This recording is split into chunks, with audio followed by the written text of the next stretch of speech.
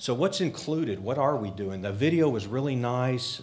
Those were early concepts. A lot of that is being included, some of it's not.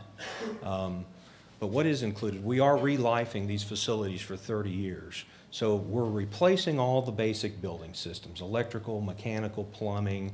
All those systems are being totally gutted out of the existing structural shell and then replaced with new modern systems. The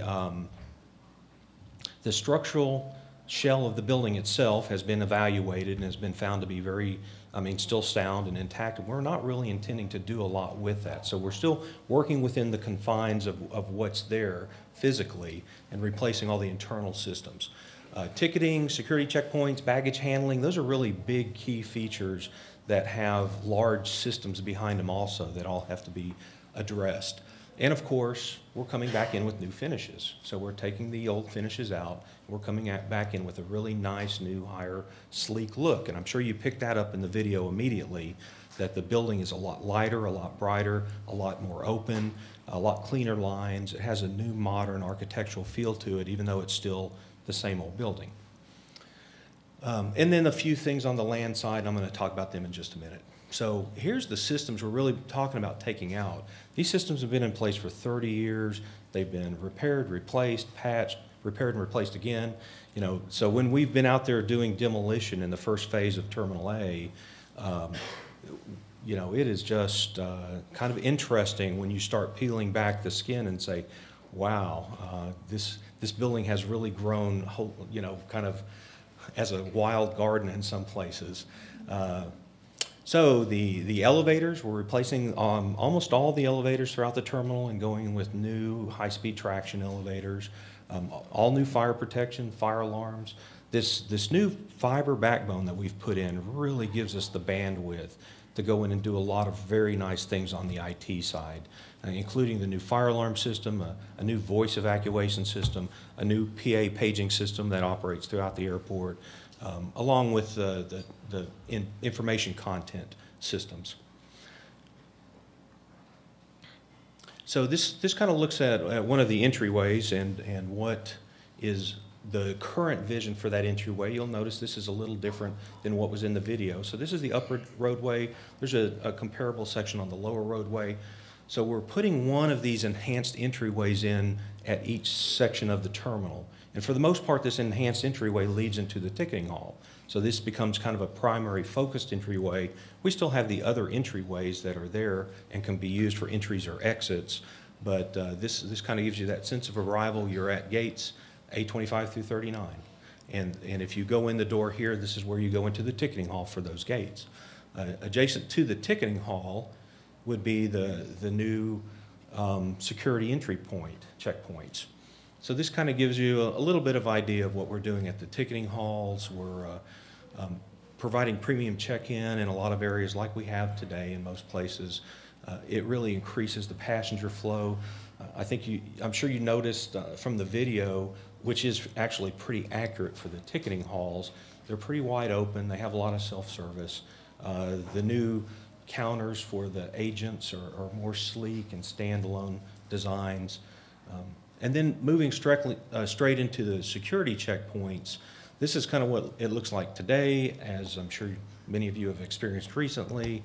There are lines you wait to go through, and the checkpoint intrudes into the land side and the air side of the terminal, and it really creates a real congestion point. We've been able to take those and turn them 90 degrees, like it mentioned in the video, so that we have a lot more real estate to work with. These are built with the next 3 phases of TSA security equipment upgrades in mind. We're working closely with TSA, so these will accommodate what's coming for the next 15 years. And they provide a lot more room for what they call the vestibule counters, where you're actually putting your gear into boxes to go through the scanners, and then for the recomposition area where you're putting your shoes back on and getting ready to go hit your flight. So the final phase, when you look at kind of how we're marching down the road, is construction. And the construction actually began this February. As it said in the video, Terminal A Phase 1 did begin right after the Super Bowl was done. We took our first area and started demolition immediately. That area, the demolition is completed, and now we're building the new systems back, and everything's moving very smoothly.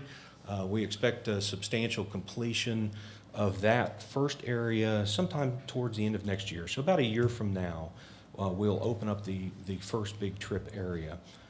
And as we move through Terminal A in this three-section philosophy, we'll finish up that entire terminal in late 2014, including the garages. And in Terminal A, there's a new concept for a new type of garage system that might go in there. And if we move forward, we're still going to try to hit late 2014 with the whole thing. In Terminals A and C, our contractor is a joint venture called BARC, led by the Balfour Beatty folks, a really good contractor. And in B and E, our contractor joint venture is MBJ3, led by the folks from Manhattan Construction. So we have two really solid contracting outfits that are working on these terminal renovation programs. In terminal, since we're here to talk about B and E, this is a little bit of specifics. So Terminal B, we really have three phases, main phases. The reason I wanted to indicate them here in the timing is because the first phase is at the north end of the terminal, and then we have to drop down to the south end of the terminal and get that part done before we can move up and finish the middle part of the terminal. Construction at Terminal B should start next April, and we're on schedule for that, and it should be done then by April of 2015, with approximately a year for each major phase of construction. In Terminal E, we've already started the first phase of construction, and there's four. This is kind of a little bit of a unique terminal. With all the local domestic carriers here, we're having to actually build a new area of the terminal, bump the terminal out, so that we can create a new ticketing hall for them before we start the rest of the work. That construction started in September, and this entire terminal through phase 4 will be done in November of 2015. So this first phase of construction includes the satellite terminal, the remote satellite terminal, which is where the airlines will be displaced to and operate out of while we're building these other three phases of construction. This is intended to show just approximately what these kind of phased construction zones look like. This is currently what's in place at Terminal A. And you can see the Skylink station is right here. So that's the North Skylink station. And this is our construction line. Well, actually, the current construction line does this, but in several weeks it will do this. So there will always be access to the Skylink station from the terminal. We're never going to completely cut a station off from access, but there is a full height wall that is up currently, and when you're walking through the terminal, you don't even notice that there's 300 construction workers right behind that wall, demolishing everything and building it all back. So it's really interesting. After we put this wall in place, it really didn't take the traveling public very long to completely forget there's another third of the terminal out there that they used to go to, and it's not accessible anymore. As soon as this section of work here is completed towards the end of next year, then we will tear that wall down and open that up to the public and open those gates back up, and then we'll take the middle section of Terminal A down and do the same thing. Then the Skylink will act as a connector between the two sections of the terminal that remain in operation. So this is the final slide I had. I just wanted to kind of show you what we are doing in TRIP and how that facilitates this solicitation and the work that's going on. Later on, Mr. Mark Lobel will be making a more detailed presentation of the actual work that's going on inside the terminal and what the new concession spaces will look like, what the neutral frame looks like, what the new signage and guidance systems are. And so I'm not going to steal his thunder and go into any details. And I think that will be in the breakout session that deals with concessions. I'll remain here through the break. If you have any questions, fill them out on a card or come see me, and I'd be more than happy to answer any questions you have. Thank you very much. And I believe Mr. I'm sorry, you already did. Mr. Jeff Benvenu will be speaking next from the Airport Real Estate. And here he is.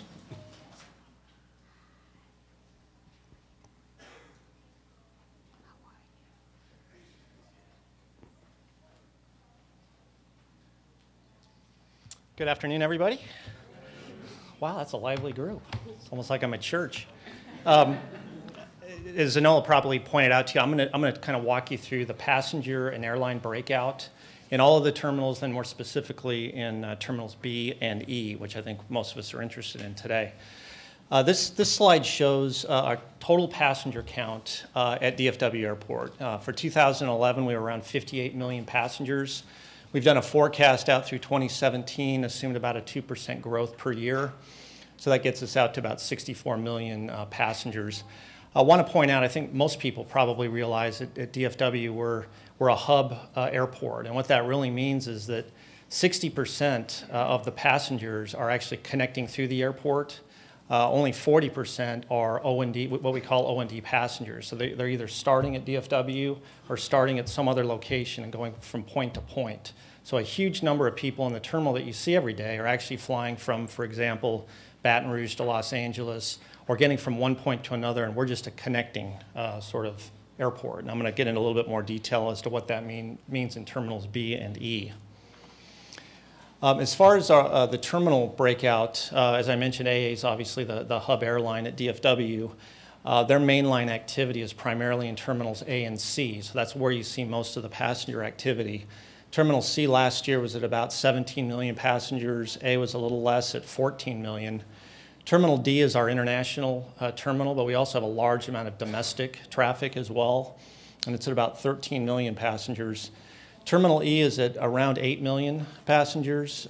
Terminal E is all the non-American Airlines domestic carriers, and they're primarily point-to-point airlines serving their spoke, or serving their hubs, DFW as a spoke.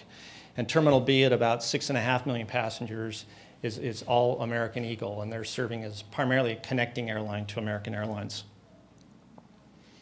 So as we talk specifically about Terminal B, and what I've done here, this is a snapshot of the terminal as we think it will look in 2017. And you'll notice a little finger kind of jutting off that Skylink station up to the north. That's going to be built, and I'll talk a little bit more about that as to what purpose that serves. But as you can see, there's about 45 gates that American Eagle will utilize, primarily with 50 and 70-seat RJ aircraft. One thing too about Terminal B, I'll get in a little bit into the O&D versus connect. Terminal B is primarily a connecting terminal. I'm showing 72% of those passengers as being connect. At times it can get up to 80%. So it's really more so a connecting facility than Terminal E will be, and I'll get into that as well.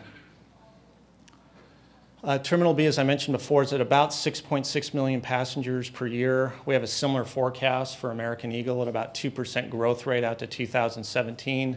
So that gets you to about 7.6 million passengers by 2017 and near the end of trip.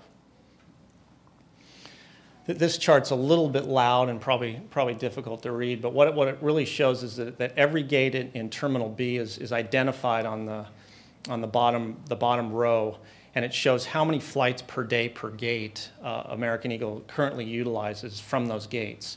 So on average, it's about 7 flights per day per gate, but you'll see it varies by gate. In some cases out at B5 and B6, I think that is, they're at about 11 departures per day per gate. You see where there are 0s and 2s and 4s. Those are primarily used as operational spares for American Eagle. So if there's bad weather or if they have some operational issue, they like to have those spares in place so they can utilize those gates if need be. This is just a snapshot, I believe, of this past summer. So this varies over time, but it's a pretty good indicator of how they're currently utilizing their gates. I mentioned this little finger that we're planning to build out of the North Skylink station. It's going to be an additional 8 gates for American Eagle. It's going to support their growth. It'll provide them extra gates during trip that they'll use for phasing. So it's more opportunity for more passengers, certainly, to utilize the terminal and allow American Eagle to grow. The anticipation is that will be complete at the end of 2013. Another thing I haven't mentioned, which is sort of interesting, is the area surrounded by the box. We call it the BD connector. The existing gates there today, I believe, are B3, 4, and 5. They're utilized by American Eagle as domestic gates. we're going to convert those into international swing gates. So American Eagle can utilize those gates for international arrivals that will take them back into Terminal D. So you'll see that over the next 2 years, or actually it'll be completed in 2013. So again, it'll provide more flexibility for Eagle to serve different customers and different flights. So that wrapped up Terminal B. I'll jump into Terminal E, which has a long history. Terminal E used to be Delta Airlines hub terminal. So we basically converted this terminal from a hubbing facility into a terminal that handles all the non-American Airlines domestic carriers. So again, in 2017, and the only difference between